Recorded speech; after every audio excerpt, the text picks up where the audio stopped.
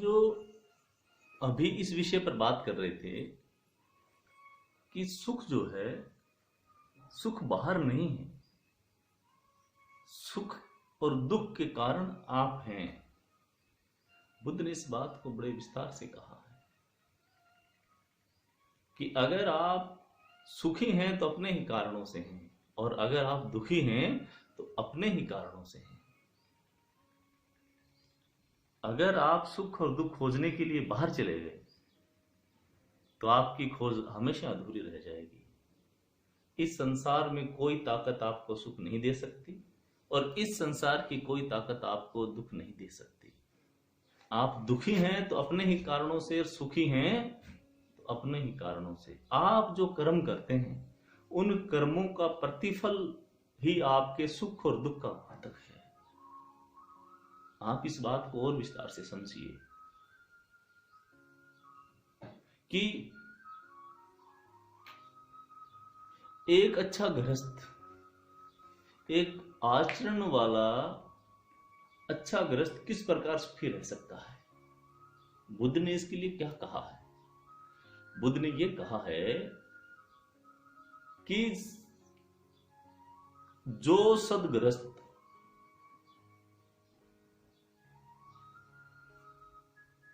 चार कर्म करता है, चार प्रकार के अच्छे कर्म करेगा, वह सुख का कारक होगा।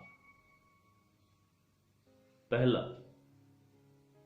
कि अगर एक अच्छा गृहस्थ सम्यक आजीविका से धनोपार्जन करता है, मेहनत से, खून पसीने से, लगन से, अगर वो संपत्ति का अर्जन करता है, धन कमाता है, और उस कमाए हुए धन से किसी को तकलीफ नहीं होती, तो वह उसके सुख का कारक है। वह उस संपत्ति को देख करके सदैव खुश होगा। अगर उसकी असम्यक आजीविका है, वह जीव हिंसा से धनोपार्जन करता है, व्यभिचार से धनोपार्जन करता है, अधिक मुनाफाखोरी करके धनोपार्जन करता है,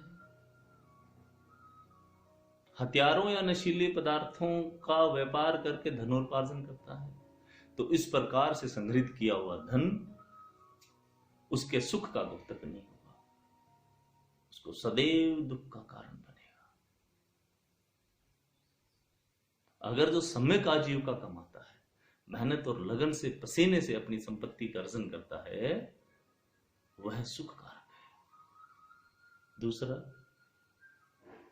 कि सम्यक आजीविका कमाने के बाद जब वह अपनी उस संपत्ति को, अपने उस पैसे को अपने बच्चों के लालन पालन में, माता पिता की सेवा में खर्च करता है, और बचा हुआ धन धर्म प्रचार के लिए देता है, लोक कल्याण के लिए देता है, सुपात्र लोगों को दान करता है, वह उसके सुख का कारक है।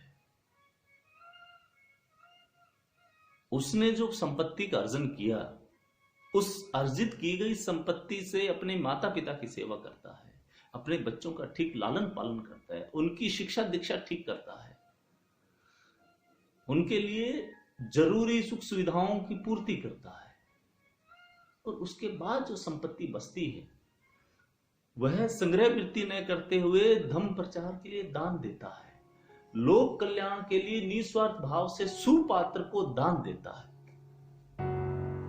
बुद्ध कहते हैं इस बात को कि सुपात्र को दिया गया दान उपजाऊ भूमि में बीज डालने के समान है, कि वो उसकी फल में वृद्धि करता है। जब एक व्यक्ति लोक कल्याण के लिए निस्वार्थ भाव से दान देता है, धर्म प्रचार के लिए सुपात्र को दान करता है, और उसके दिए गए दान के प्रभाव से धर्म गतिमान होता है, अनंत लोगों का कल्याण होता है, तो वह यह देख करके बहुत खुशी महसूस करता है, उसे बहुत प्रसन्नता होती है। तीसरा जो कारण कहा कि जब किसी व्यक्ति को किसी का ऋण नहीं देना, यानी जो व्यक्ति सब प्रकार के ऋण से उऋण है, वह सुख का कारक है।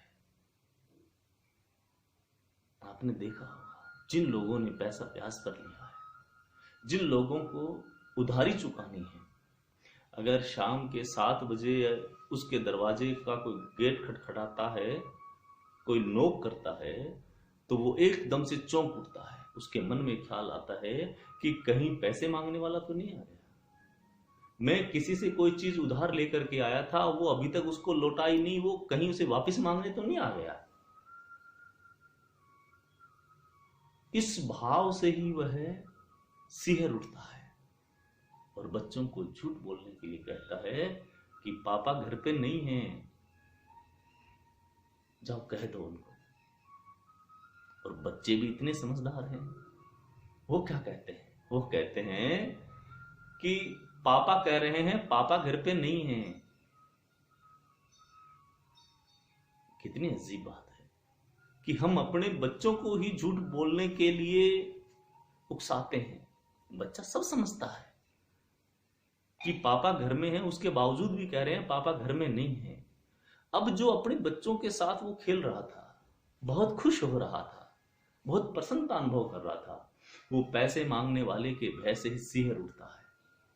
इसलिए जिन लोगों को किसी का ऋण नहीं देना, जिन लोगों को किसी का कर्ज नहीं देना, वो लोग सदैव प्रसन्नता अनुभव करते हैं, वो लोग सदैव खुश रहते हैं। वह उसके सुख का कारक है।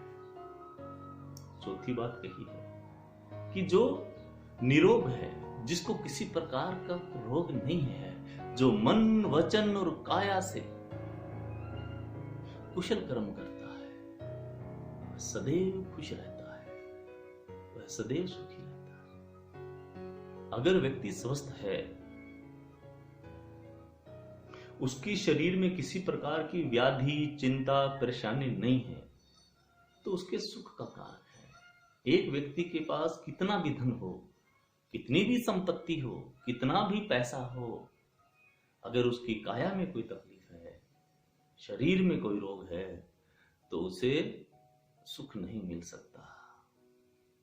तो सुखी होने के लिए बुद्ध ने जो मार्ग कहा है, जो 4 बातें कही हैं, किसी भी जाति, धर्म, संप्रदाय, समुदाय का कैसा भी व्यक्ति है, अगर वो इसको ठीक से अपनाएगा, जीवन में अंगीकार करेगा, उसको सुख ही सुख मिलेगा उसको, और वही उसकी सुख का, प्रसन्नता का कारण है।